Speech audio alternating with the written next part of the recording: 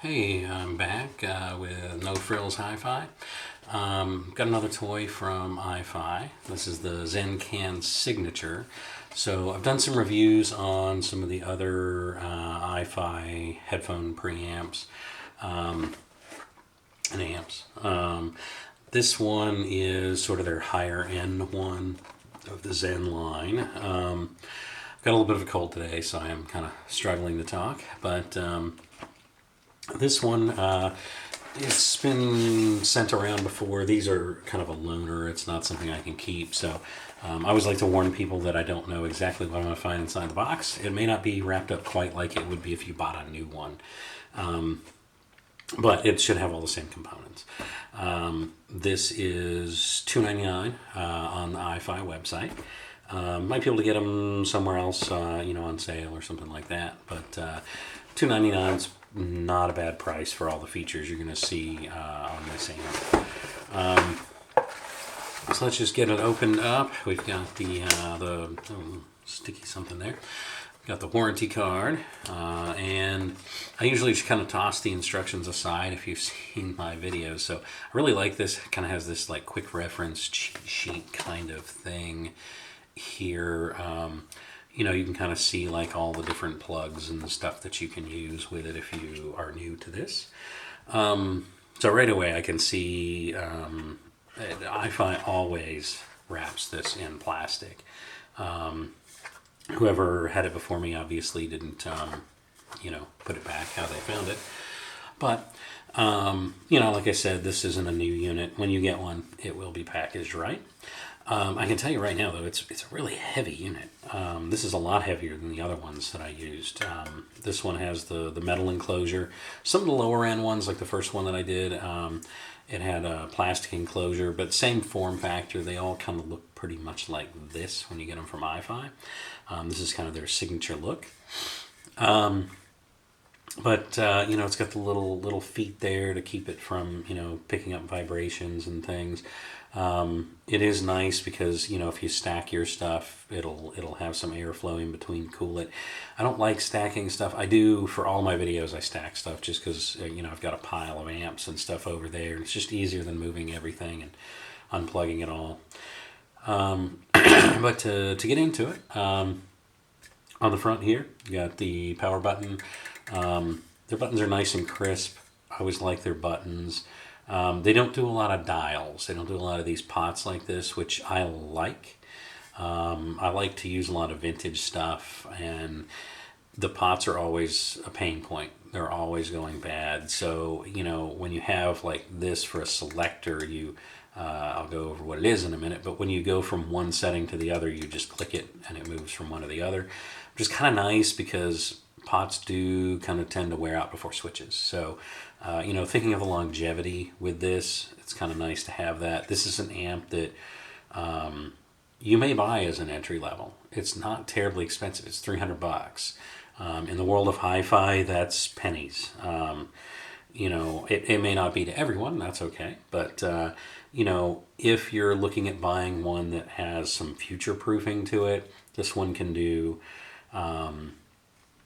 all sorts of stuff, balanced, unbalanced, and all that. We'll get into all that in a minute. So it's really nice that, that they do things like that make things last longer. Right here we have input 1, 2, and 3. Again, just press it multiple times to switch to the next input. We'll go over the inputs on the back. You do have power match here where you can basically change the gain on it. 0 decibels, 6 decibels, 12 decibels, 18 decibels. Always start with it at 0. Always start with the volume down. Don't blow your eardrums out or damage a good sensitive pair of headphones just because you got a little button happy. I would go ahead and listen to it a little bit first, adjust as you go. I'll be using some Beats headphones. I'm using a moving magnet cartridge, a Sumiko Rainier. Beats headphones would not be my choice, except that I already have them. I got them for work one time, but it's not a bad $100 pair of headphones. There are better ones out there. Certainly, if you want to get the most out of it, get a balanced pair of headphones. I tried out my last ZEN Can with some Mies headphones, which were balanced, and they are amazing if you watch that review. Unfortunately, I had to send those back too. So getting companies to coordinate everything all at once where I can have the right headphones for the right amp is that's impossible. But the going back to the ports, you've got a quarter inch, or I believe it's a 6.3 millimeter headphone jack. You've also got the 4.4 millimeter balanced headphone jack. And then you've got this X space and X bass button. X bass, basically what that is it kind of gives it a little bit better bass signature, a little bit more bass. I probably won't need that with some Beats headphones because they're pretty bass heavy anyway, in my opinion. But everybody's a little different. Maybe you like a little bit more bass. X space is kind of a cool concept. What that is, it just kind of opens up the sound stage so it doesn't sound like the headphones are playing directly into your brain. That can be very claustrophobic to some people. And also, it doesn't sound real. It doesn't have that lifelike kind of sound to it. Excuse me, back to the cold. If you have a closed back headphone, that's basically like a cup over your ear or on your ear. Those kind of tend to sound like that, like it's playing directly into your brain. The X Bass button probably would help with that. I expect it would help with the Beats headphones. I know the last time I tried one with Beats headphones, that did make a big difference. If you have open back headphones, they're kind of open, like it implies, but basically it doesn't bounce and reverberate off of itself. So it has a more open sound to it.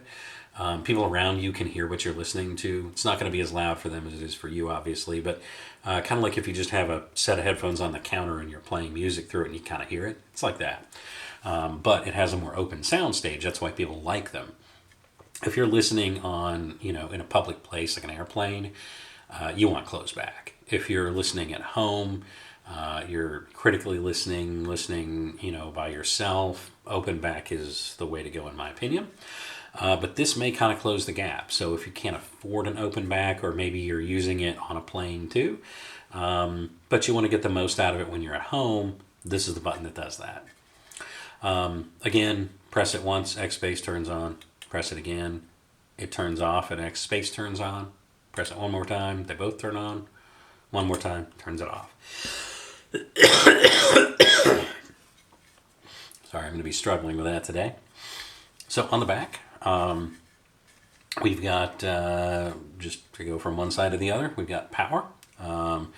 This is a balanced output. This is a 4.4 millimeter. So this would be... if you have a pair of speakers you want to send it to, you can switch it with an adapter to XLR. You can send it to another amp. It is a balanced output, so it is going to be a high quality output. You've got just your regular left and right RCA plugs.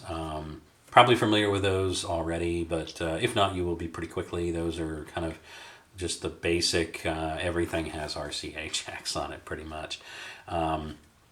So those can go to typically like a phono preamp they don't go to that, they go from that.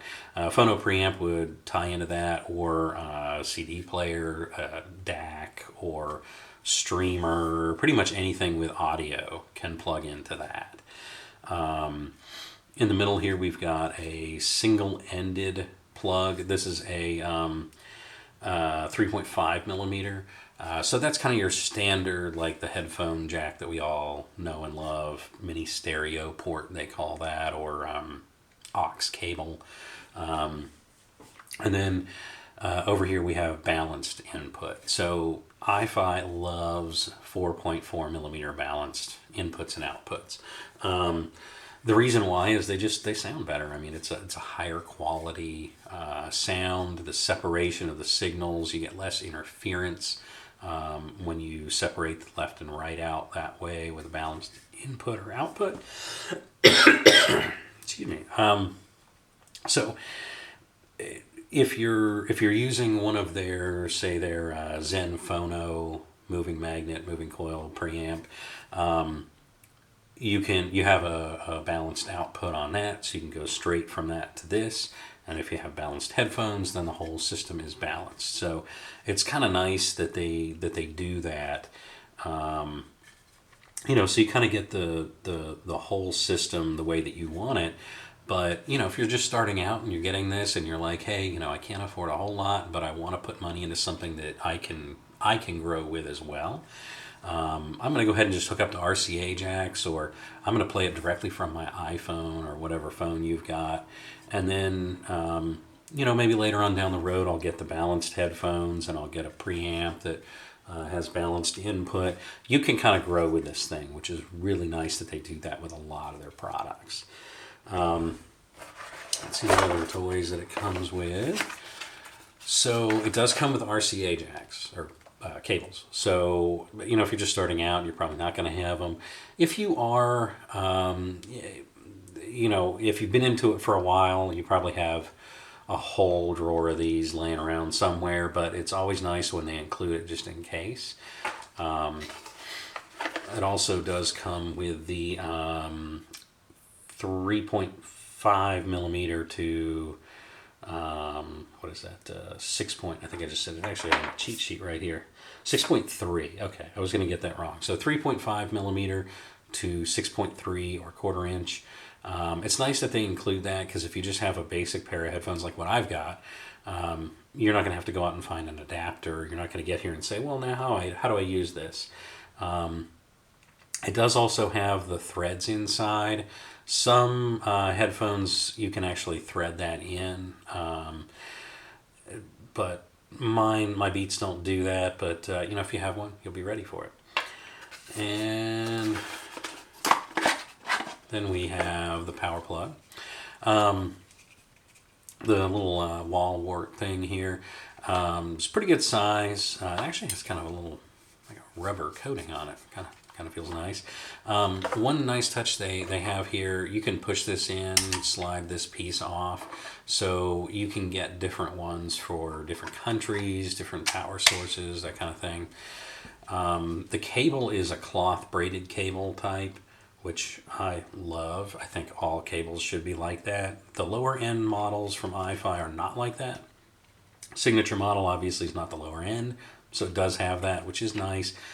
I know it's petty, it's kind of a first world thing, but it's nice when a company puts little touches into it like that. And I think aesthetics are important with hi-fi.